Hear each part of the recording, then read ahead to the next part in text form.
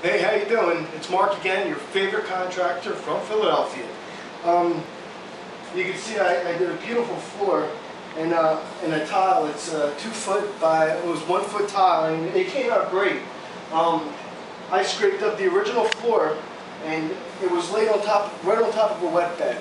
So I actually leveled the tiles up in a kind of a special way, and it kind of made my own wet bed. And if you have any trouble, even in small bathrooms, if you don't feel like ripping out the wet bed and you have the right height and everything's ready to go, here's what I do. I take a trowel and I actually spread it like I'm spreading cement. And this is going to give you actually eye it up and you give yourself the right height.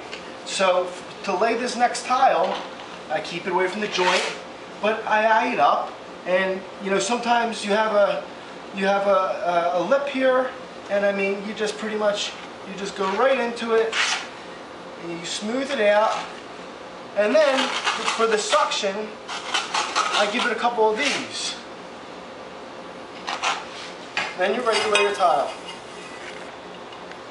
And this is a great trick. Easy, and you know, it's going to save you time, because a lot of times you have your notch trowel and you're juicing up every piece, and it's just too time consuming when you could spread out a little bit of cement. Now I'm going to show you me doing another one, and again I'm going to get my height where I want it. I'm going to spread it just like cement. I'm going to get next to the tile. Bam! Yeah, pretty much spread it just like cement. We're using a thin set, so close enough to cement. Got some cement in it, probably. So this is what I use when floors are really uneven and you can't get what you want on the floor. You have different heights with your tile, and especially using a big tile. Using a tile that's 2 foot by 1 foot. I mean, it's every imperfection you're going to hit. You're going to a high spot, you know, a low spot, and this is the way to get above it all without having, you know, your notch trowel. Instead of using a big notch, and you don't know where you're going to be in some spots. And this is the way to do it.